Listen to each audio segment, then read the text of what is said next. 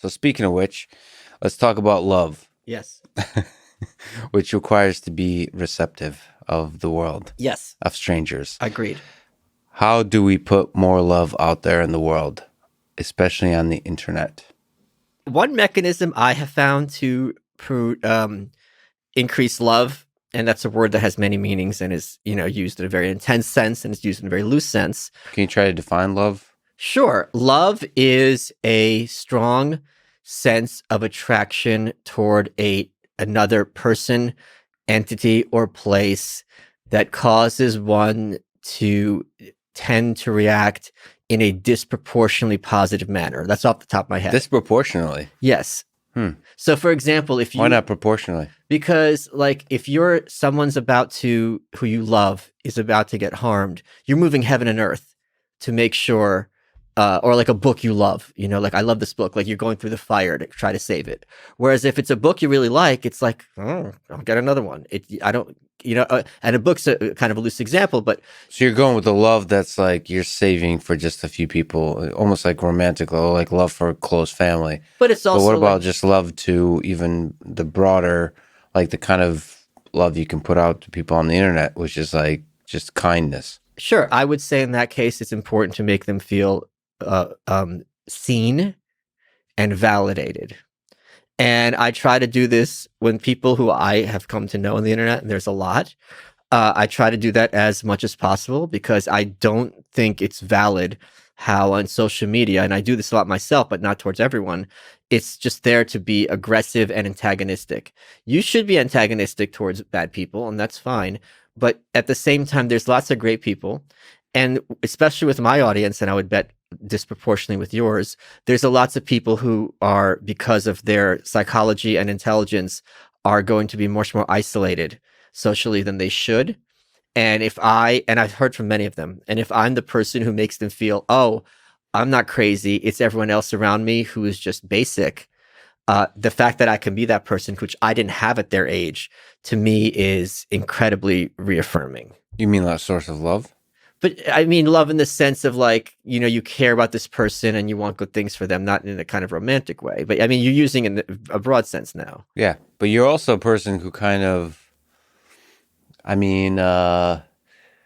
attacks the power structures in the world by mocking them. Yes. Effectively. Yes. And love, I would say, requires you to be non-witty and simple and fragile, which I see it as like the opposite of what trolls do. Trolls are, if there is someone coming after what I love, there's two mechanisms, right? At least two. I go up and I'm fighting them, and in which case you bring in, if you are getting hurt in a knife fight, even if you win the knife fight, or if you disarm them and you preclude the possibility of a fight and you drive them off or render them powerless, you keep your person intact as yourself, and you also protect your values. So how do you render them powerless? As you just said, by mocking them. One of the most effective mechanisms for those in power, we're much closer to Brave New World than 1984. The people who are dominant and in power aren't there because of the threat of, the gulag or prison. They're there because of social pressures. Look at the masks. I was on the subway not that long ago in New York City. No one cared who I was until I put off the mask. I was in the subway that long in New York City. And I put this on my Instagram. I've told this story before. There was an Asian dude in his early 30s. He was like in Western clothes. It's not like he had a rickshaw or something. An older man in his 50s stood up over him on the subway, screamed at him, said, "Go back where you came from. You're disgusting. I'm going to get sick. If you think this guy's a vector of disease, which is your prerogative, why are you coming close to him? Why are you getting in his face?" And what that was the rate? Sorry, so it was because he was Asian? It was both. The not having a mask gave him the permission to act like a despicable, aggressive person toward him, right? And the point being, a lot of these mechanisms for social control are outsourced to low-quality people because this is their one chance to assert dominance and status over somebody else.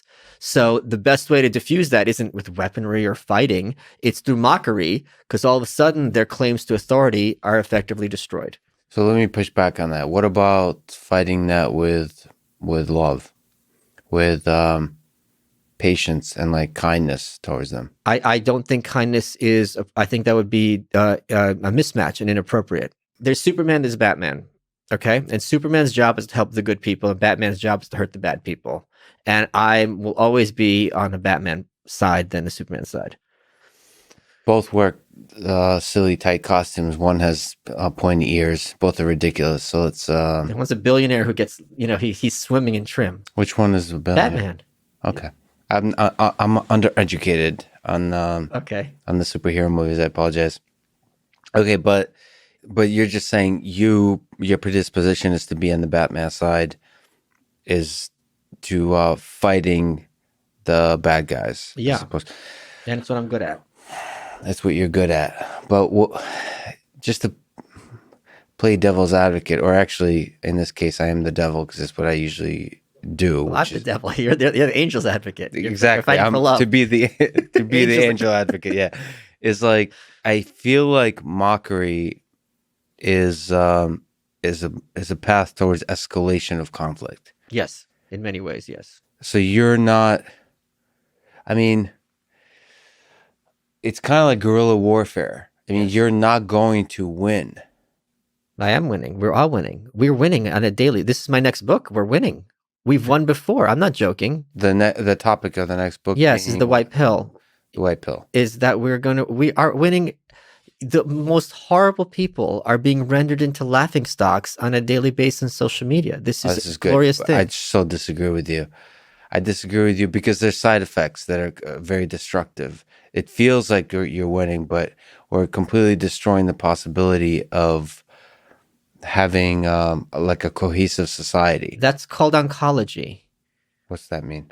Curing cancer. No, Your concept of a cohesive society is, in fact, a society based on oppression and not allowing individuals to live their personal freedom. Oh, so your utopian view of the world. You're the utopian. You're saying cohesive society. I'm saying I don't need that. I'm saying there's going to be conflict. Freedom. Right. There's going to be conflict. You and I are disagreeing right now. That's not cohesive. Doesn't mean we like each other less. Doesn't mean we respect each other less. Cohesive it's just a euphemism for like everyone submitting to what I want. No, I mean cohesive could be that. It could be like enforced with violence, all that kind of stuff. Sort of the libertarian view of the world, but it could just be being respectful and kind of each other, and kind towards each other, and loving towards each other. I mean, that's what I mean by cohesive. So when people say free, it's funny. Like freedom is a funny thing. Because freedom can be painful to a lot of people.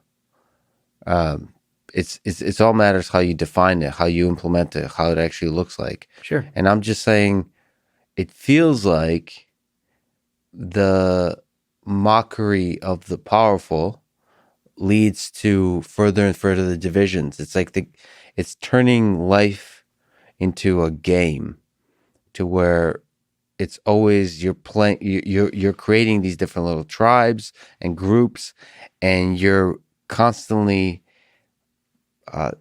fighting the groups that become a little bit more powerful by undercutting them through guerrilla warfare kind of thing. And that's what the internet becomes, is everyone's just mocking each other, and then certain groups become more and more powerful, and then they start fighting each other into they form groups of ideologies, and they start fighting each other in the internet, where the result is it doesn't feel like the common humanity is highlighted. It doesn't feel like that's a path of progress. Now, like when I say cohesive, I don't mean like everybody has to be, enforcing equality, all those kinds of ideas. I just mean like not being so divisive. That's like, so it's going back to the original question of like, how do we put more love out in the world on the internet? I want divisiveness. So you think divisiveness is the goal? That's very interesting. It's the goal. So we started this conversation by you talking about you have love for that small group.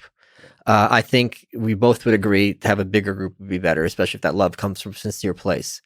I think our country, specific, I wrote an article about this 4 years ago, that it's time to disunite the states and to secede. This country has been held together with at least two separate cultures, with thumbtacks and string, for over 200 years. There's an enormous amount of contempt from one group toward another. This contempt comes from sincere place. They do not share each other's values. There's absolutely no reason, just like any unhealthy relationship, where you can't say, you know what, it's not working out. I want to go my own way and live my happiness. And I genuinely want you to go your way, live your happiness. If I'm wrong, prove me wrong. I'll learn from you and take lessons, and vice versa. But the fact that we all have to be in the same house together is not coherent. And that's not love. That is the path towards friction and tension and Oh, interesting. conflict.